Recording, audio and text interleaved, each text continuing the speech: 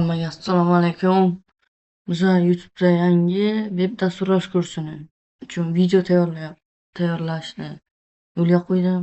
Sizlardan faqat podдержка sifatida like, подпискani bosib qo'ysanglar, yanada bundan zo'r videolar hali oldinda. Qani, unda boshladik. Veb dasturlash o'zi hamma bilsa kerak. Veb dasturlashda Google boshqa brauzerlardan qidirasizlar bironta sayt. Misol uchun Uzum, Alif Mobile, Alif, keyin bir bor. Har xil savdo mashina xabar, ana shunaqa saytlar bu veb dasturlashni ichidagi kodlar orqali yaratilgan bo'ladi. Sizlarda savol bo'lishi mumkin.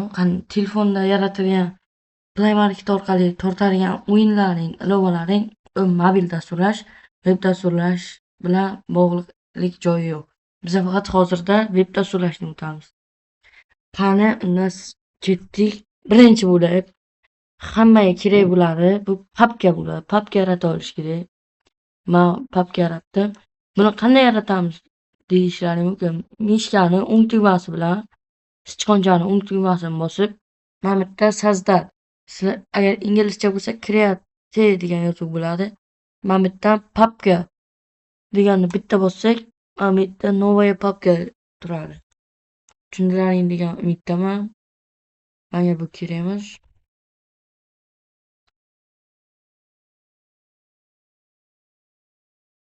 Menda papka borligi uchun uni o'chirib tashladim. Endi buni papkani ichiga kiramiz.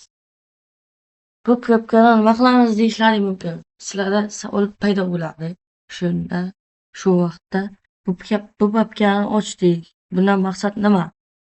Bundan maqsad buni ichida biz yana sazat qilamizda. Yana bitta papka sazat qilamiz.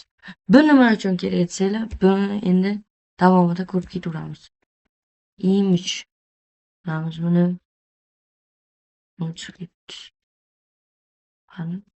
Image yana bitta papka sazat qilib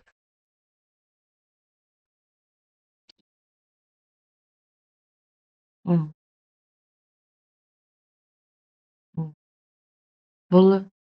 Boshqa papka kerak emas ekan. Qani unda endi chiqib ketdim. Mana shu papkadan image nima uchun kerak deyishlaring mumkin. Sizlar hali katta sayt yaratganimizda sizlar bilan birga o'shanda rasmlar, misol uchun qandaydir qiziqarli fon rasmlar kerak bo'ladi. O'shanda ishlash uchun image kerak bo'ladi. Mana shu imageni hamisha ochib qo'yish kerak, bo'lmasa ishlamaydi. Sazatni bosamiz, to'xtanglar. Qayerga ketdi? Mana papkani ochiraman. Endi yana mishka o'ng tugmasi bilan sazatni bosib, bu safar tekstoviy dokument yaratamiz. Buni nomini bu mashina turaveradi. Mashina turadi. Keyin buni nomini nima qo'yamiz deyishlaring mumkin. Fayl qismidan сохранить как degan bo'limdan buni nomini o'chirib index.html deb qo'ysak bo'ldi. Bu endi index.html bo'ldi.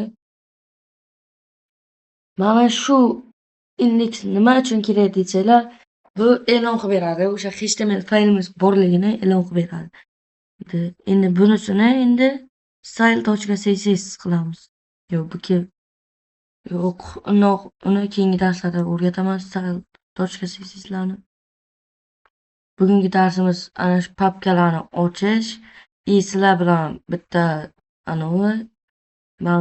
mavzu haqida gaplashmoqchi edim. Sizlarda обязательно Visual Studio Code bo'lishi shart. Bo'lmasa kod yoza olmaymiz. Mana shuni sizlar Google'dan Visual Studio Code 2026 deb yozishingiz shart emas. Visual Studio Code deb yozsanglar o'zi chiqadi. Birinchi saytga kirib sketchatni bossanglar, o'sha sketchat bo'lib Windows'laringni ochinglar, ro'yxatdan o'tasizlar. Shu ilova kerak bo'ladi. Buni keyingi darslarda ko'rsatib beraman. Hammaga rahmat. Videoni podдержка qilgan holda like, comment, подписка tugmalarini bosib qo'yinglar. Bundan narigan zo'roq kontentlar hali oldinda.